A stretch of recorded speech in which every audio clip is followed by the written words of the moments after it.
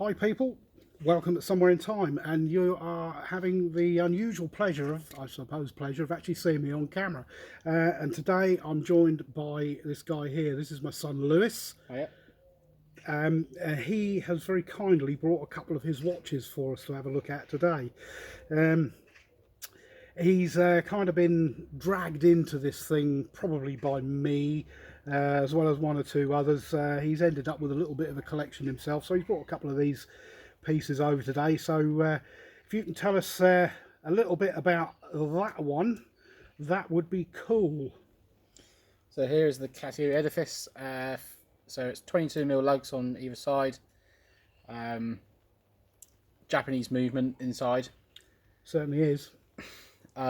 It's 47 mils. No, Yeah, we did measure it. It was 47mm, which is pretty big. That's a big watch. 47 lug to lug and probably about 52. Yeah, we didn't actually measure that, although crown. we could actually give him this. We'll let him loose with some tools. So including the crown, you're talking of 49. 49.1 mil. Yeah, that's pretty big. It's a kind of a, that's actually a pretty nice looking watch. I mean, the whole thing is made of 316 stainless steel. Got your chronograph, which is pretty standard really. You got your top pusher to start your chronograph, and then you stop it by pushing it again, and I'm hoping this is working, and then your bottom one is your reset. There's no screw down crown on these, but you know, 100 meters water resistant, and you know, to be fair, they're actually made pretty well. You got solid link. Well, I believe, are they solid link? It's difficult to tell. I think they probably are solid link with push pins, standard folding clasp with a fairly plain snap clasp, no double locking security, but yeah, pretty nice, nicely finished. Mixture of high polish on the sides and brushing on the top, the brushing on the bezel, which I think is actually pretty nice. And if you can see that with the numbers around the outside, it does have loom. Have you really had a chance to see the loom? I mean, it's daytime out here, so we're not Loom really... mainly on the hour and minute hand. Oh right, so just on the hour and minute hand. Yeah. And what's it like? How long does it last? It probably can last for about 5 to 10 minutes on, if you just standard light. If you were to put a UV light on it, I reckon probably get good 20 minutes out. About 20 minutes, yeah. So pretty standard Casio loom. Probably not that great, but you know, you do actually get a lot of watch, I think, for the money. And I think this is actually quite a nice looking watch. You've got quite a mixture of things going on there, because there's the hands. I've actually just noticed they're gold on the outside, aren't they? With the, you know, the loom filled little gold accents on the dial, on the blue dial. I'll try and give you a little bit of a close up. Where's the camera lens? Will it focus? Probably not. That's probably nice and blurry. But yeah, it's quite a nice piece. Screw down back. As I said, 100 meters water resistant. I mean, you did mention 22mm lugs. That's actually almost an integrated bracelet. I mean, you've only got probably about 16mm in there, maybe. Of course, this isn't now going to fit in there, is it? 14mm. But the overall width of the bracelet is actually 25. So you would struggle trying to get a strap to go into that. Although I suppose you could probably have a leather one cut, couldn't you? Probably, yeah. Cut the ends out. That probably look pretty nice. But yeah, nice looking watch. I quite like the way it angles. You know, off, you know, at the end of the lugs. Lug to lug on this is actually it's not as massive as you would expect with a 40mm case size. It is 51mm, which isn't excessive, I don't think, for the watch. It actually wears quite nicely. If we ask him nicely, he might even give you a wrist shot if you stick the thing on. You know what? We came out here because it was nice and the sun was shining. We're actually getting rained on at the moment. There we go. Yeah, pretty cool. It doesn't look too bad. And I think his wrist is, what are you, about 7 3/4 inch wrist? About that, yeah. Yeah. We're going to enjoy a beer while we're doing this as well. Cool. So what else did you bring us? I also bought, which is probably the pride of my collection, it's the Longines hydroconquest quartz watch, not the automatic. You bought the quartz one. Which I regret now instead. Why would you regret it? I mean, it's a grab and go watch. It's a grab and go watch. They're a great tool watch, to be fair. Whether, you know, if they're quartz, I know a lot of people are kind of a bit, well, you know, if it's not a mechanical, then it's, you know, not a real watch. But, you know, come on, let's be honest. You know, for the way that you kind of you live day to day, as a kind of a grab and go, but a nice piece. This yeah, is probably there's nothing wrong with having a quartz. I don't think there's room for both. For both. But no, so this one has 22 lugs on, not the standard bracelet. This is a leather one that I've recently purchased to change it up. The original one comes with a diver's extension on it.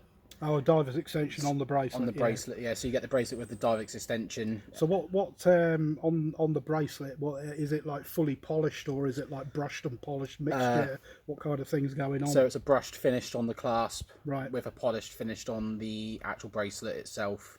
All right, yeah. So the actual links are polished, yeah. Right. But the actual clasp itself is just brushed. It's a 120 click bezel around the top. I've actually got a little bit of an issue with this bezel that I'll come to in a bit. 'Cause, I mean, it's staring at me at the moment, and it's one of those things that it actually drives me nuts. But he seems to like it. And it's 300-meter water resistant, so you're it's pretty deep. More than enough to go. If you find yourself in 300 meters of water, you're in trouble. Very in trouble. But your watch is going to be fine. And a traditional Swiss made movement inside of it. Yeah, I would imagine that'll be an ETA. I don't know what the reference number will be. I can tell you as well that the loom on this is pretty incredible. So it's loomed on all the numbers and the dots around the outside, and the hour and minute hand, which is loomed, and also the dot on top of the bezel is loom as well. Yeah, which is really it's a proper diver thing, because you get the loom pip at the 12 o'clock. It's got a nice blue dial on that as well. I don't know if that's going to show up too well, but it is actually quite a nice looking watch. It's quite a long watch. If we just slide that off of its NATO for a minute, I actually think it looks really cool on this NATO, if I'm honest, because the case back on it is also quite nice. Got the nicely embossed Longines logo in there. But the side profile of the watch is also quite nice. We'll do some measurements. The measurements, yeah. The case size, we have 44 mil. So that's 44 mil without the crown. With the crown is 49 mil, and your lug to lug is 53.8, near enough 54. So it is actually quite a long watch, which is actually one of those things that, you know, when you're buying a watch, is probably more important than the actual case size is the lug to lug. It's how it's going to sit, you know, on the distance across your wrist. I mean, the watch itself is actually really nicely made. The thing I was going to say about this bezel is, I don't know if it'll show on the camera at all, but at the top there, and also at the bottom around the 6 o'clock position, it's got that smooth section.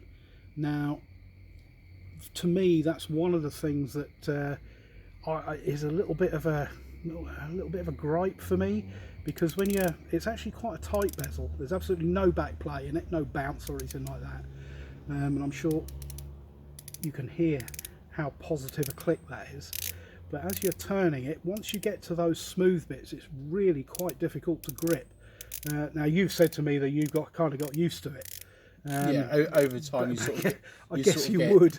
You sort of get used to it, but mainly try and pinch it between the 9 and 3. Right. Yeah. To get the first sort of few clicks going. Yeah.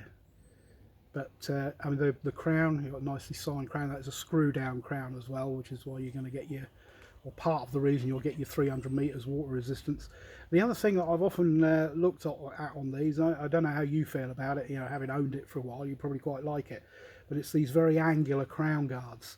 I'm not sure whether I'm a fan of those or not. When I first saw the watch, I thought, oh wow, that's really cool. It kind of reminded me a bit of kind of the Transformers thing, kind of shapes and things going on. But yeah, I'm undecided. I'm undecided. Definitely try to unscrewing the crown. It's with the lugs as they are. This can be a bit hard sometimes. Can it? Right. That's because if you get a build up, if say you're using it as an everyday watch, but you get a build up of some general grime in there.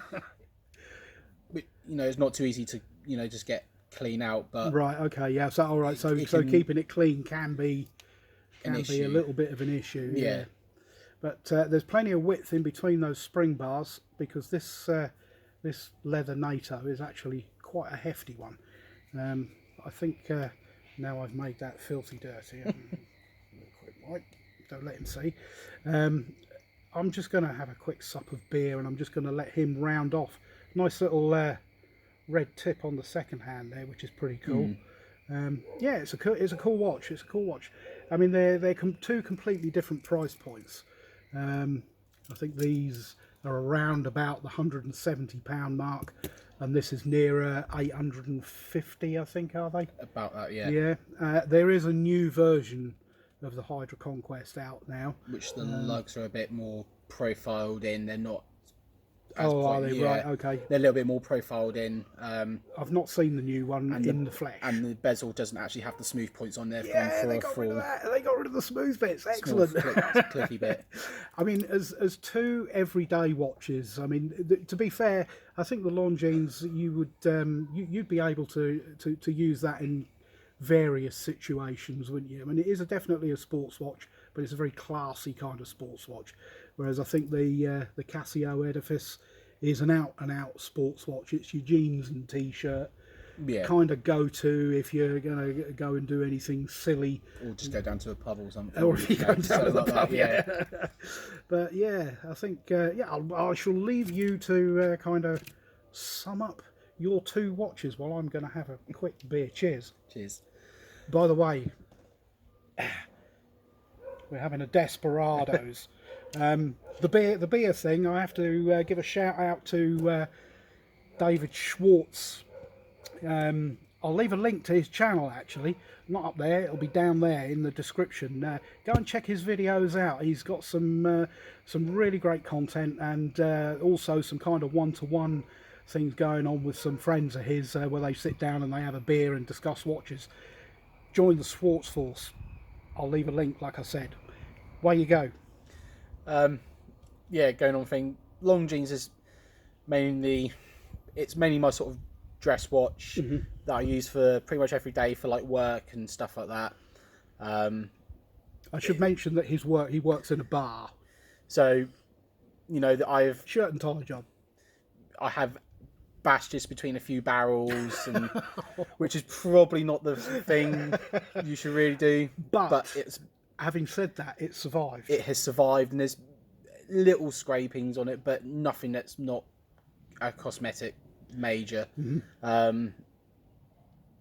Whereas, like, I would for the Edifice, I'd mainly use it just a day-to-day watch, just popping out if I'm going to the shop or something like that.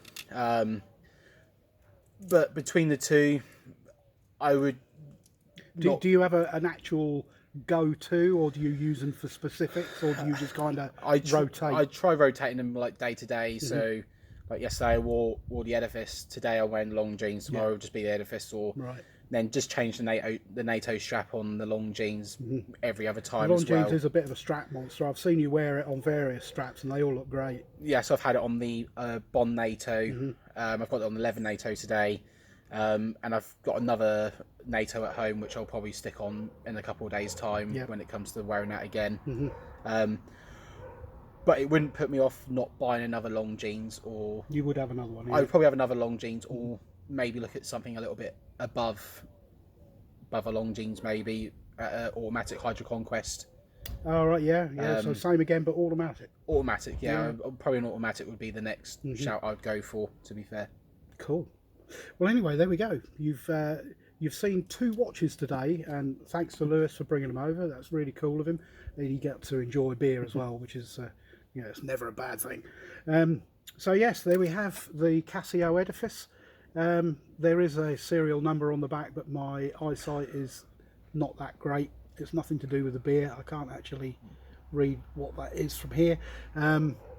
But yeah, I mean, 170 quid. There's a lot of watch there for 170. A lot of watch for £170. Yeah, and I would thoroughly recommend them. You know, they're a great sports watch. And obviously the Longines, the hydroconquest. I mean, it is what it is, isn't it? It's Longines. It's got the heritage, Swiss made. I know that you were saying about the fact that it's quartz. I don't really see a problem with that. You know, if you want something that's grab and go, but you want something that's also got a bit of class and a bit of a kind of a upper market name, if you like, then you know it's great, and it does look great.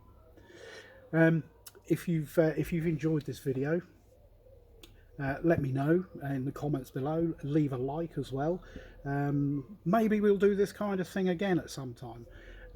Because I know he's got some other watches, and I'd also like to get his opinion on some of the ones that I've got as well. So yeah, stick around. If you do want to stick around, subscribe to the channel, hit the little notification bell so you find out, or you get notified when I upload some more content. Okay, but anyway, thanks for watching, take care of yourselves, and I'll see you in the next one. Cheers for now. Thank you. Bye, and bye from him too.